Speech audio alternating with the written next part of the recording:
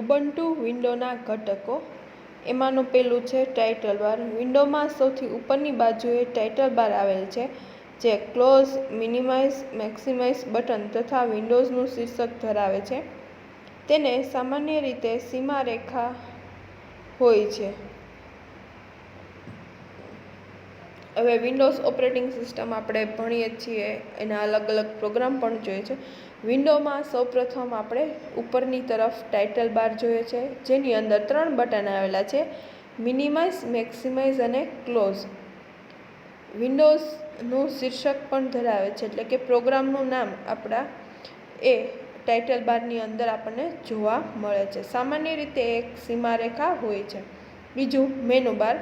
વિન્ડોમાં ટાઇટલ બારની તરત નીચે મેનુ બાર આવેલ છે, જે વિવિધ મેનુ દર્શાવે છે. હવે મેનુ બારની અંદર અલગ અલગ મેનુ આવેલા હોય છે, ટાઇટલ બારની નીચે જ આપણે જોઈએ છીએ. જ્યારે અત્યારે જે આપણે ઓપરેટિંગ સિસ્ટમ ભણીએ છીએ એમાં મેનુ બાર ને બધું હોય જ છે, પણ જેને આપણે રિબન તરીકે ઓળખીએ છીએ. ત્રીજું ટૂલબાર. વિન્ડોમાં મેનુ બારની નીચે આવેલા બારને ટૂલબાર કહે છે, જે વિવિધ કાર્ય કરવા માટેના વિવિધ ટૂલ દર્શાવે છે. ટૂલબારની અંદર પ્રોગ્રામને લગતા અલગ અલગ ટૂલ્સ આપેલા હોય છે, અને એ દરેક ટૂલ અલગ અલગ કાર્ય કરે છે, જે મેનુ બારની નીચે આવેલું હોય છે, જેને ટૂલબાર કહે છે. ચોથું સ્ટેટસ બાર. વિન્ડોની નીચેના ભાગમાં સ્ટેટસ બાર આવેલ છે, જે વર્તમાન સ્થિતિને લગતા સંદેશાઓ દર્શાવે છે. હવે સ્ટેટસ બાર નીચેના ભાગમાં આવેલું હોય છે, જે વર્તમાન સ્થિતિ એટલે કે તમે જે કાર્ય કરી રહ્યા છો એને લગતા સંદેશા, કંઈ પણ મેસેજ હોય એ ત્યાં તમને દર્શાવે છે. Horizontal scroll bar. જો વિન્ડોમાં આવેલી માહિતી વિન્ડોની વર્તમાન પહોળાઈમાં સમાઈ ન શકતી હોય તો વિન્ડોના નીચેના ભાગે હોરિઝોન્ટલ સ્ક્રોલ બાર આપોઆપ દર્શાવવામાં આવે છે, જેના દ્વારા માહિતીને સમક્ષિતિજ હોરિઝોન્ટલ એટલે કે ખસેડીને જોઈ શકાય છે. હવે હોરિઝોન્ટલ સ્ક્રોલ બાર દ્વારા આપણે જો પેજની અંદર લખાણ વધતું જતું હોય એવા સમયે સ્ક્રોલ બાર નીચે આવી જશે. તમારી લખાણની લાઈન વધતી જશે, માહિતી તેમ તેમ એ પણ સ્ક્રોલ બાર તમને આપમેળે ત્યાં જોવા મળશે, જેથી કરી તમારા લખાણની માહિતીને છે એ નીચેના ભાગમાં લઈ જઈ શકાય છે. Vertical scroll bar. જો વિન્ડોમાં આપલે માહિતી વિન્ડોની સમગ્ર ઊંચાઈમાં સમાવી શકાય તેમ ન હોય તો વિન્ડોની જમણી બાજુ આપોઆપ વર્ટિકલ સ્ક્રોલ બાર દર્શાવવામાં આવે છે, જેનાથી વિગતોને ઉપર કે નીચે તરફ ખસેડી શકાય છે. હવે અહીંયા વિન્ડોઝ ઓપરેટિંગ સિસ્ટમની અંદર આપણને 2 સ્ક્રોલ બાર વાપરવા મળે છે, હોરિઝોન્ટલ અને વર્ટિકલ. હોરિઝોન્ટલ એટલે આડું, વર્ટિકલ એટલે ઊભું, જે આપણે માઉસના સ્ક્રોલ બટન દ્વારા પણ એને સ્ક્રીનને ઉપર નીચે ડાબે જમણે લઈ જઈ શકીએ છીએ. મુખ્ય સ્ક્રોલ બારનું કાર્ય એ જ હોય છે કે તમારા પેજની અંદર લખાણ જે છે એ ઉપરની તરફ જતું રહ્યું હોય તો એ તમે સ્ક્રોલ બટનની મદદથી જોઈ શકો છો, અથવા સ્ક્રોલ બાર બટન ઉપર ક્લિક કરતાં એ તમે સ્ક્રીનને ઉપર નીચે ડાબે જમણે લઈ જઈ શકો છો. હવે વર્ટિકલ સ્ક્રોલ બારની અંદર પણ એ જ રીતે તમારી માહિતી જેમ જેમ ઉપરની તરફ જતી જાય છે એમ એમ તમારું લખાણ નીચે જતું આવે છે. એવા સમયે તમે ઉપર તરફ અથવા તો નીચે તરફ એને ખસેડી શકો છો. ઉબુન્ટુ વિન્ડો પર કરી શકાતા કાર્યો. ઉબુન્ટુ વિન્ડોનું કદ બદલી શકાય છે, એટલે કે વિન્ડોઝનું કદ તમે બદલી શકો છો. માઉસ પોઇન્ટરને વિન્ડોની સીમારેખા કે ખૂણાના ભાગમાં લઈ જઈ માઉસનું બટન દબાવતા જ્યારે માઉસ પોઇન્ટરનો આકાર બદલાઈ જાય ત્યારે માઉસને ડ્રેગ કરવાથી વિન્ડોનું કદ બદલી શકાય છે. હવે જો તમારે વિન્ડોનું કદ નાનું મોટું કરવું હોય તો માઉસને કોઈ પણ જગ્યાએ ખૂણો જ્યાં આવે છે, જ્યાં સીમારેખા પૂર્ણ થઈ છે ત્યાં આગળ લઈ જઈ માઉસનું બટન એટલે કે માઉસનું ડાબું બટન દબાવવાનું છે. જ્યારે પણ માઉસ બટનનો ઉલ્લેખ કરવામાં આવે ત્યારે મેજોરિટી માઉસ ડાબું બટન જ સમજવું. માઉસનું ડાબું બટન દબાવતા માઉસ પોઇન્ટરનો આકાર છે એ બદલાઈ જશે. માઉસને ડ્રેગ કરવાથી વિન્ડોનું કદ બદલી શકાય છે. ડ્રેગ એટલે માઉસનું બટન દબાવી રાખી માઉસને ફેરવવું. હવે જ્યાં સુધી તમારે નાનું કરવું છે અથવા તો સ્ક્રીનને મોટી કરવી છે ત્યાં સુધી તમે ડ્રેગ કરી અને છોડી દેશો તો સ્ક્રીન નાની અથવા તો મોટી થઈ અને તમને ડેસ્કટોપ પર જોવા મળશે. ઉબુન્ટુ વિન્ડોનું સ્થાન પણ બદલી શકાય છે. ઉબુન્ટુ વિન્ડોનું સ્થાન તમે બદલી શકો છો. માઉસ પોઇન્ટરને ટાઇટલ બાર પર ગોઠવતા તેનો આકાર બદલાઈ જાય છે. માઉસને ડ્રેગ કરવાથી સ્ક્રીન પર વિન્ડોનું સ્થાન બદલી શકાય છે. હવે માઉસ પોઇન્ટરને ટાઇટલ બાર ઉપર લઈ જતા એનો આકાર છે માઉસ પોઇન્ટરનો આકાર એ બદલાઈ જશે. ત્યારે માઉસને ડ્રેગ કરવાથી સ્ક્રીન પર વિન્ડોનું સ્થાન પણ બદલી શકાય છે. સિસ્ટમ મેનુમાં મિનિમાઇઝ, મેક્સિમાઇઝ, રિસ્ટોર તથા ક્લોઝ બટનની મદદથી વિન્ડોઝને અનુક્રમે નાની મોટી તથા બંધ કરી શકાય છે. આ 3 બટન ટાઇટલ બાર પર પણ ડાબી જમણી બાજુએ જોવા મળે છે. હવે સિસ્ટમને મિનિમાઇઝ, મેક્સિમાઇઝ તથા ક્લોઝ કરવી હોય તો એ બટનનો ઉપયોગ કરી અને તમે કરી શકો છો. મિનિમાઇઝ, મેક્સિમાઇઝ અથવા તો રિસ્ટોર. વિન્ડોઝને અનુક્રમે નાની મોટી તથા બંધ કરી શકાય છે. આ 3 બટન ટાઇટલ બાર પર જોવા મળે છે. આ 3 બટન છે એ ટાઇટલ બારની અંદર આવેલા હોય છે. ડાબી જમણી બાજુએ જોવા મળે છે. ડાબી અથવા તો જમણી બાજુએ આ 3 બટન આપણને જોવા મળે છે. આ ઉપરાંત વિન્ડોઝને મેક્સિમાઇઝ હોરિઝોન્ટલી તથા મેક્સિમાઇઝ વર્ટિકલી સ્વરૂપે પણ દર્શાવી શકાય છે. હવે વિન્ડોઝ સ્ક્રીન છે એને મેક્સિમાઇઝ હોરિઝોન્ટલી અથવા તો મેક્સિમાઇઝ વર્ટિકલ એટલે કે ઊભી અથવા આડી એ રીતે પણ દર્શાવી શકાય છે.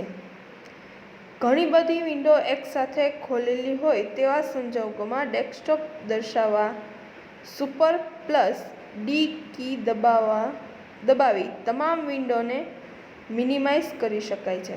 હવે એકસાથે આપણે 3-4 પ્રોગ્રામ ઓપન કર્યા છે એટલે કે 3-4 વિન્ડો સ્ક્રીન ઓપન કરેલી છે. એવા સમયે કીબોર્ડ પર સુપર કી આપેલી છે. સુપર પ્લસ ડી આપવાથી જેટલી વિન્ડો ઓપન હશે એ બધી વિન્ડોને આપણે મિનિમાઇઝ કરી શકીએ છીએ. સુપર કી અર્થાત કીબોર્ડ પર વિન્ડોઝ કી. સુપર કી એટલે કે જે આપણા કીબોર્ડની અંદર વિન્ડોઝ કી આપેલી હોય છે એને આપણે વિન્ડોઝ પ્લસ ડી આપવાની છે. ફરી સુપર પ્લસ ડી કી દબાવી વિન્ડોને રિસ્ટોર કરી શકાય છે. ફરી પાછી આપણે એને મૂળ કદમાં લાવવી હોય તો પણ વિન્ડોઝ કી સાથે ડી આપવાથી બધી જ સ્ક્રીન છે એ મૂળ સ્થિતિમાં આવી જશે. નોંધ: સુપર કી ન હોય તેવા સંજોગોમાં control plus Alt plus D કીનો ઉપયોગ પણ કરી શકાય છે. જો આપણા કીબોર્ડની અંદર વિન્ડોઝ કી આપેલી નથી એટલે કે સુપર કી નથી દર્શાવતું એવા સમયે control plus Alt plus D કીનો ઉપયોગ પણ કરી શકાય છે. Linux terminal. GUI સાથે કાર્ય કરતી વખતે ઘણીવાર આદેશો ટાઈપ કરવા માટે CLI નો ઉપયોગ કરવાની જરૂર ઊભી થાય છે. હવે GUI એટલે કે ગ્રાફિકલ યુઝર ઇન્ટરફેસ. અત્યારે જે આપણે ઓપરેટિંગ સિસ્ટમ વાપરીએ છીએ એ GUI આધારિત છે. એવા સમયે આદેશો એટલે કે કમાન્ડ ટાઈપ કરવા હોય ત્યારે CLI પદ્ધતિની જરૂર પડે છે. એક્સ્ટ્રીમ નામના પ્રોગ્રામનો ઉપયોગ કરી ગ્રાફિક્સ મોડમાં CLIની સુવિધા મેળવી શકાય છે. હવે GUI પદ્ધતિની અંદર જો તમારે કમાન્ડ ટાઈપ કરવા હોય ત્યારે એક્સ્ટ્રીમ નામનો એક પ્રોગ્રામ આપેલો હોય છે જેની અંદર CLI સુવિધા તમને મળી રહે છે જે સામાન્યતઃ ટર્મિનલથી ઓળખાય છે. તે ટર્મિનલ તરીકે પણ ઓળખવામાં આવે છે. તેને ટર્મિનલ એ ટેક્સ્ટ મોડ ટર્મિનલ માટેનું ગ્રાફિકલ ઇમ્યુલેટર છે. હવે ટર્મિનલ છે પ્રોગ્રામ છે એ ટેક્સ્ટ મોડ છે, જેની અંદર બધું કમાન્ડ અને ટેક્સ્ટ એટલે કે લખાણ જ આવેલું હોય છે. ટર્મિનલ મોડનું ગ્રાફિકલ ઇમ્યુલેટર જેને કહેવામાં આવે છે. તે વિવિધ સુવિધાઓ જેવી કે એકથી વધુ રંગવાળું ડિસ્પ્લે, લખાણ અને સ્ક્રીન બેકગ્રાઉન્ડ રંગ પસંદ કરવાની ક્ષમતા, લખાણને પસંદ કરી અન્ય પ્રોગ્રામમાંથી નકલ તથા ટર્મિનલમાં પેસ્ટ કરવાની સુવિધા ધરાવે છે. હવે એ વિવિધ સુવિધા જેવી કે એકથી વધુ રંગવાળું ડિસ્પ્લે, લખાણ અને સ્ક્રીન બેકગ્રાઉન્ડ, રંગને પસંદ કરવાની ક્ષમતા, લખાણને પસંદ કરી શકી પ્રોગ્રામમાંથી નકલ એટલે કે કોપી પણ કરી શકે છે, એ ટર્મિનલમાં પેસ્ટ પણ કરાવી શકીએ છીએ. આ બધી સુવિધા એ પૂરી પાડે છે.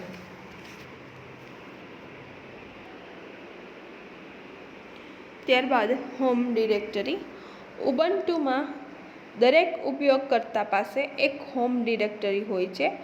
આ ડિરેક્ટરીનું નામ યુઝર નેમ પરથી રાખવામાં આવે છે અને તે હોમ ડિરેક્ટરીમાં આવેલ હોય છે. હવે ઉબુન્ટુ ઓપરેટિંગ સિસ્ટમની અંદર ઉપયોગકર્તા પાસે એક હોમ ડિરેક્ટરી આવેલી હોય છે, એટલે કે ઉપયોગકર્તા એક હોમ ડિરેક્ટરીનો ઉપયોગ કરે છે. આ ડિરેક્ટરીનું નામ યુઝર નેમ પરથી રાખવામાં આવે છે, એટલે કે યુઝર જે નામ રાખવા માગતા હોય એ હોમ ડિરેક્ટરીનું નામ રાખી શકે છે અને તે હોમ ડિરેક્ટરીમાં આવેલ હોય છે, એ હોમ ડિરેક્ટરીની અંદર આવેલી હોય છે. ઉપયોગકર્તાને તેની હોમ ડિરેક્ટરીમાં આવેલ કોઈપણ ફાઇલ કે ડિરેક્ટરીનો ઉપયોગ કરવાનો સંપૂર્ણ હક હોય છે. હવે ઉપયોગકર્તાને હોમ ડિરેક્ટરીની અંદર આવેલી ફાઇલનો ઉપયોગ કરવાનો સંપૂર્ણ હક હોય છે. ઉબુન્ટુના ઉપયોગકર્તાના પ્રકાર.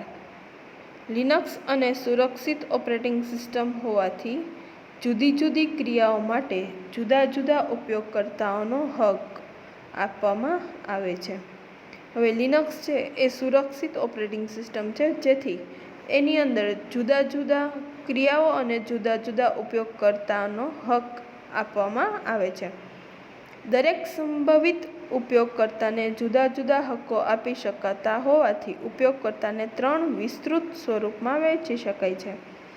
હવે અલગ અલગ આપણને સુવિધાઓ આપે છે, તે માટે ઉપયોગકર્તાના જુદા જુદા હક પણ લાગે છે.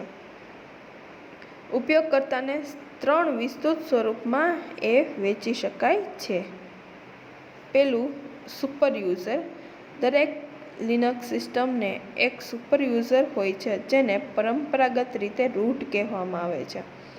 હવે લિનક્સની અંદર એક સુપર યુઝર હોય છે, જેને રૂટ તરીકે ઓળખવામાં આવે છે.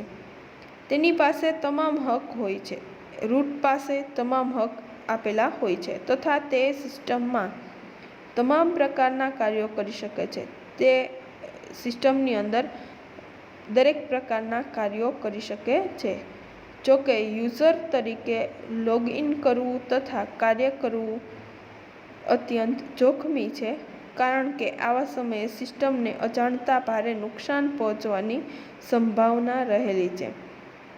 હવે સુપર યુઝર તરીકે લોગઇન કરવું અને એના પર કાર્ય કરવું એ થોડું જોખમવાળું લાગે છે, કારણ કે સિસ્ટમને નુકસાન પહોંચાડતું હોવાથી એની આપણને સિસ્ટમની અંદર નુકસાન પહોંચાડવાની ભારે નુકસાન થવાની સંભાવના રહે છે. Normal user. લિનક્સમાં બીજા પ્રકારના ઉપયોગકર્તા એ નોર્મલ યુઝર છે. આ પ્રકારના ઉપયોગકર્તાઓ સામાન્ય સોફ્ટવેર ચલાવી શકે છે. હવે જે બીજા પ્રકારના ઉપયોગકર્તા છે એ નોર્મલ યુઝર તરીકે ઓળખાય છે લિનક્સની અંદર. આ પ્રકારના ઉપયોગકર્તા છે એ સામાન્ય સોફ્ટવેર ચલાવી શકે છે તથા તેમને તેમની પોતાની હોમ ડિરેક્ટરીમાં ફેરફાર કરવાનો હક મળે છે. હવે એને પોતાની હોમ ડિરેક્ટરી હોય છે એની અંદર ફેરફાર કરવાનો હક એને પોતાને મળે છે. ત્રીજું છે એડમિનિસ્ટ્રેટર યુઝર. ત્રીજા પ્રકારના ઉપયોગકર્તા એ એડમિનિસ્ટ્રેટર યુઝર છે. આ પ્રકારના ઉપયોગકર્તાઓ માટે પણ અકસ્માતે સિસ્ટમને થતા નુકસાનને રોકવા માટે નોર્મલ યુઝર તરીકે જ સિસ્ટમ શરૂ કરી આપવામાં આવે છે. હવે ત્રીજો પ્રકારનો જે એડમિનિસ્ટ્રેટર યુઝર છે એ એક પ્રકારનો ઉપયોગકર્તા છે.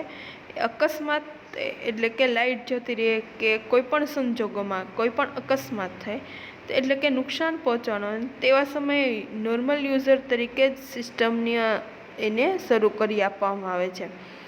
જ્યારે તમને CLIમાં કોઈ વહીવટી કાર્યો કરવાનો હોય તો તે માટે તેઓ સુડો ટેસ્ટ મોડ માટે અથવા GK સુડો ગ્રાફિકલ મોડ માટે આદેશ સાથે પ્રોગ્રામનો અમલ કરે છે. હવે CLIની અંદર કંઈ પણ આપણે વહીવટના કાર્યો કરવા હોય એવા સમયે સુડો ટેક્સ્ટ મોડ અથવા તો GK સુડો એટલે કે ગ્રાફિકલ મોડમાં આદેશ પ્રોગ્રામનો અમલ કરે છે.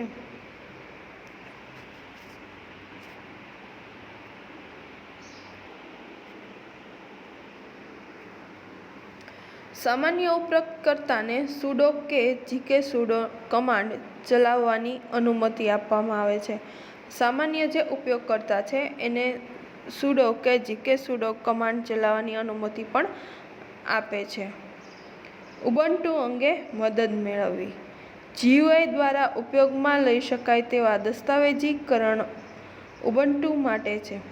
હવે GUI દ્વારા ઉપયોગમાં લઈ શકાતા તેવા દસ્તાવેજીકરણ ઉબુન્ટુમાં છે. આ ઉપરાંત CLI આદેશો માટે તે સીધું છે. CLIના આદેશ એટલે કે કમાન્ડ આપવા માટે એ સરળ અને સીધું છે. CLIમાંથી જ ઉપયોગમાં લઈ શકાય તેવી પરિચય પુસ્તિકા મેન્યુઅલ ઉપલબ્ધ છે. હવે CLI કમાન્ડને ઉપયોગમાં લેવા તેવા પરિચય અને પુસ્તિકા મેન્યુઅલ પણ ઉપલબ્ધ છે. ઉબુન્ટુ અંગે વધારે મદદ વેબ પરથી પણ મેળવી શકાય છે. એની વેબસાઇટ ઉપરથી પણ તમે ઉબુન્ટુ ઓપરેટિંગ સિસ્ટમની માહિતી મેળવી શકો છો, જેની અહીંયા આપણને અલગ અલગ લિંક આપેલી છે. http://help/ubuntu.com, ત્યારબાદ http://www.ubuntu.com સપોર્ટ કમ્યુનિટી, ત્યારબાદ ફરી એક લિંક છે એની ત્રીજી http://ubuntuforums.org, ચોથું http://askubuntu.com વગેરે વેબસાઇટ પરથી ઉબુન્ટુ અંગે મદદ મેળવી શકાય છે. અહીંયા આપણને 4 એની વેબસાઇટ અલગ અલગ આપી છે જેના પરથી આપણે ઉબુન્ટુ અંગેની માહિતી મેળવી શકીએ છીએ. આ ઉપરાંત ઉબુન્ટુ અંગે નોંધ, ચર્ચાઓ, સૂચના, મુશ્કેલીઓનું નિવારણ, ટ્યુટોરિયલ, પરિચયાત્મક તેમજ સંદર્ભ નોંધ વગેરે પૂરા પાડવા માટે વિપુલ પ્રમાણમાં ચર્ચા સમૂહો, વેબસાઇટ અને બ્લોગ ઉપલબ્ધ છે. હવે ઉબુન્ટુ વિશે કંઈ પણ આપણે માહિતી જોતી હોય, કોઈ પણ ચર્ચા એની જાણવી હોય, કોઈ પણ મુશ્કેલી હોય તો એનું નિવારણ કરવું હોય ત્યારે પણ વેબસાઇટ અને એના બ્લોગ આપણને જોવા મળે છે કે જેથી કરી આપણે મુશ્કેલીઓનું નિવારણ લાવી શકીએ છીએ. અહીંયા ચેપ્ટર 6 પૂર્ણ થાય છે. સ્વાધ્યાય PDF મળે એ તમારે બુકમાં લખી લેવાની રહેશે અને ટેસ્ટ માટે તૈયારી કરવાની છે. Okay, stay home, stay safe. Video ન સમજાતો હોય કંઈ પણ વિડીયોની અંદર તો ફરીવાર એ વિડીયો છે તમે જોતા રહેજો અને પાઠની સમજૂતી જોજો. PDFમાંથી સ્વાધ્યાયની તૈયારી કરી ટેસ્ટની પણ તૈયારી કરજો. Okay, good bye.